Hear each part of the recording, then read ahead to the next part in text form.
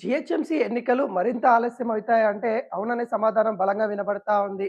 GHMC సంబంధించిన కార్పొరేటర్లు ఏవైతే ఉంటాయో మొన్న ఫిబ్రవరి నెలకు వాళ్ళ పదవీ కాలం పూర్తయిపోయిన నేపథ్యంలో మరి వాళ్ళకి ఎలక్షన్స్ పెట్టాల్సిన సమయం వచ్చింది. కానీ ప్రభుత్వము కొంత ఆలోచిస్తున్న నేపథ్యం కనబడతా ఉంది. అదేవిధంగా కాంగ్రెస్ ప్రభుత్వం ఇటు రేవంత్ రెడ్డి సర్కార్ కూడా జీహెచ్ఎంసీ పరిధిలో సర్వే నిర్వహిస్తా ఉన్న నేపథ్యంలో ఇటు వెళ్తా ఉన్న పరిస్థితి కనబడతా ఉంది. అంటే ఈ సర్వే ద్వారా ఎలక్షన్స్ పెట్టాలా వద్దా అనే ఆలోచనలో ఉన్నట్టు కూడా తెలుస్తా ఉంది. ఇప్పటికే వీటికి సంబంధించి ఏదైతే గ్రౌండ్ సంబంధించిన ఏదైతే పరిస్థితులు ఎలా ఉన్నాయి హైదరాబాద్‌లో ఇప్పుడు జీహెచ్ఎంసీ ఎన్నికలు పెడితే ఎంతవరకు మనం గెలుస్తామనే వాటిపైన ఇటు కాంగ్రెస్ పార్టీ ఆరా తీస్తా ఉన్న నేపథ్యంలో ఇటు కాంగ్రెస్ పార్టీ మరి ఇప్పుడు జీహెచ్ఎంసీ ఎన్నికలు పెడుతుందా అనే ప్రశ్న కూడా వస్తా ఉంది. అనేక విధాలుగా కాంగ్రెస్ పార్టీ ప్రజల్లోకి వెళ్తా ఉంది. కాంగ్రెస్ పార్టీ ఏవైతే హామీలు ఇచ్చిందో హామీలు నెరవేర్చుకుంటా వస్తున్న పరిస్థితులలో ఈ జీహెచ్ఎంసీ ఎన్నికలు కూడా కీలకంగా మారపోతా ఉంది. రాష్ట్ర రాజధాని అయిన హైదరాబాద్‌లో జీహెచ్ఎంసీ ఎన్నికల్లో ఏ పార్టీ జెండా ఎగురితే ఆ జెండా అనేది కూడా కొంత రాష్ట్రం మొత్తం కూడా వ్యాపించే అవకాశాలైతే కనబడతా ఉంది. కాబట్టి మరి ప్రధానంగా ఇటు 3 పార్టీలు కూడా జీహెచ్ఎంసీలో జెండా పాతడానికి ప్రయత్నం చేస్తా ఉన్న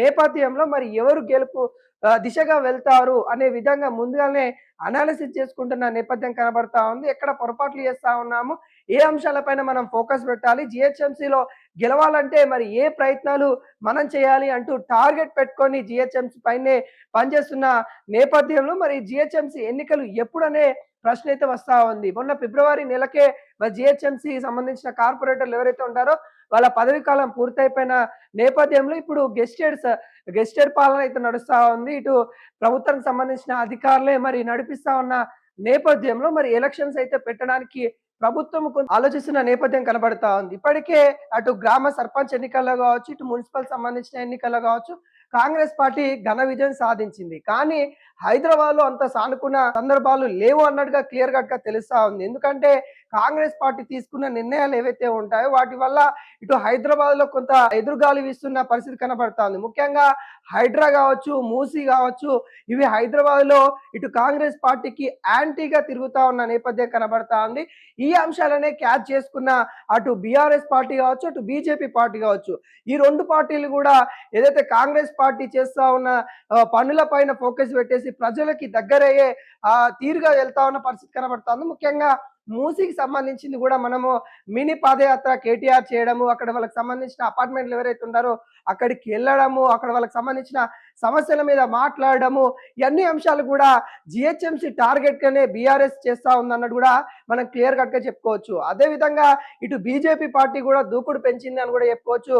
మున్సిపల్ ఎన్నికలలో బీజేపీ పార్టీ తనదైన శైలితో ముందుకెళ్ళాలి అన్నట్టుగా ముఖ్యంగా హైదరాబాద్ లో ఏ సమస్య ఉన్నా కానీ దాన్ని వదిలిపెట్టకుండా ప్రతి దాడి ప్రభుత్వం మీద చేస్తా ఉన్న పరిస్థితి కనబడతా ఉంది. ముఖ్యంగా మూసీ లాంటి ఏదైతే ప్రాబ్లమ్స్ వస్తున్నాయనుకుంటా ప్రజల దగ్గరికి వెళ్ళి అక్కడ ఒక రాత్రి నిద్ర చేసి వాళ్ళతో మాట్లాడి అక్కడ ఉన్న సమస్యలను కూడా ఇటు ప్రజలకు తెలిసే విధంగా ఇటు బీజేపీ పార్టీ కూడా చేస్తున్న పరిస్థితి కనబడతా ఉంది. 2020లో మనం చూసుకున్నట్లయితే జీహెచ్ఎంసీ సంబంధించిన 150 సీట్లలో 40 స్థానాలు ఇటు బీజేపీ కైవసం చేసుకుంది, ఇటు బీఆర్ఎస్ 54 స్థానాలు కైవసం చేసుకుంది, అటు ఎంఐఎం పార్టీ కూడా 44 స్థానాలు గెలుచుకుంది. కాంగ్రెస్ పార్టీకి 2 సీట్లు మాత్రమే అప్పుడు గెలుచుకునే నేపథ్యంలో కనిపించింది. కానీ ఇప్పుడు ఆ 2 సీట్లని ఇప్పుడు అత్యధికంగా సీట్లకి చేయాలి అనే ఆలోచనలో కాంగ్రెస్ పార్టీ అయితే ఉంది. కానీ ఆ ఎన్నికలకి అంటే 2020 సంవత్సరంలో జరిగిన ఎన్నికలకి ఇప్పుడు జరిగే ఎన్నికలకి చాలా వ్యత్యాసం ఉండే అవకాశాలు అయితే కనబడతా ఉంది. ఎందుకంటే అప్పుడు ఒకే సంస్థ అంటే జీహెచ్ఎంసీ ఒకటే ఉండదు. ఇప్పుడు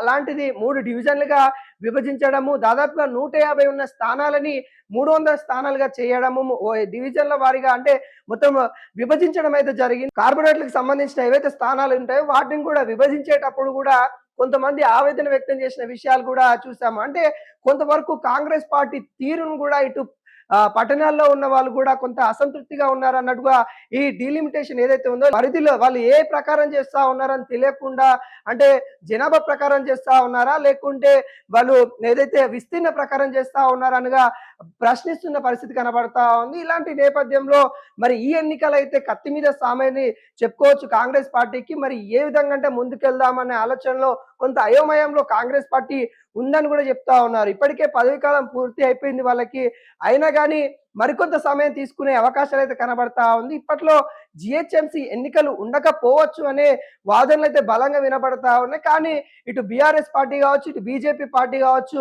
మొన్న వచ్చిన కవిత గారి పార్టీ కావచ్చు, వీళ్ళు కూడా మొత్తం టార్గెట్ జీహెచ్ఎంసీని టార్గెట్ చేసుకొని పనులు చేస్తా ఉన్న పరిస్థితి కనబడతా ఉంది. జీహెచ్ఎంసీ ఎన్నికల్లో గెలవాల్సిందే అనే విధంగా వాళ్ళు కృషి చేస్తూ ముందుకెళ్తున్న నేపథ్యం కనబడతా ఉంది. అయితే రేవంత్ రెడ్డి సర్కార్ కూడా కీలకంగా ఇటు హైదరాబాద్ సంబంధించి కూడా డెవలప్మెంట్ పనుల మీద కూడా ఫోకస్ పెట్టినట్టు కూడా కనబడతా ఉంది. ముఖ్యంగా డివిజన్ల వారీగా ఏవైతే కేటాయించిన బడ్జెట్ లో మనం చూసుకున్నట్లయితే మొన్న జీహెచ్ఎంసీ సంబంధించిన బడ్జెట్ లో మనం చూసుకున్నట్లయితే కార్పొరేట్ సంబంధించి కూడా 2 కోట్ల రూపాయల నిధులు ఇచ్చింది.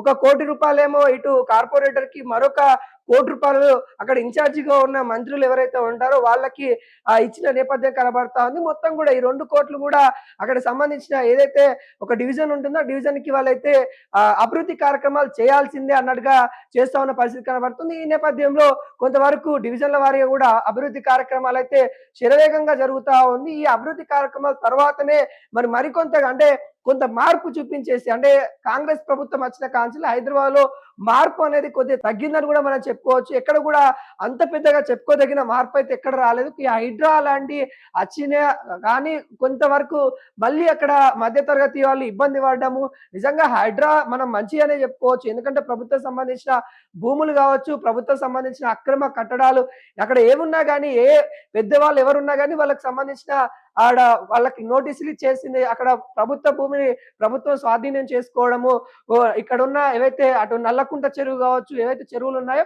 వాటికి పునర్జీవనం ఇవ్వడం మంచి అంశమైనప్పటికీ కానీ అక్కడ పేదవాళ్ళు కొంత ఇబ్బంది కలిగిరు. వాళ్ళకి పునరావాస కేంద్రాలు కల్పించకుండానే ఈ కార్యాచరణ మొదలు పెట్టడం అనేది కొంత కాంగ్రెస్ పార్టీకి ఇబ్బందిగా మారిందని కూడా చెప్పుకోవచ్చు.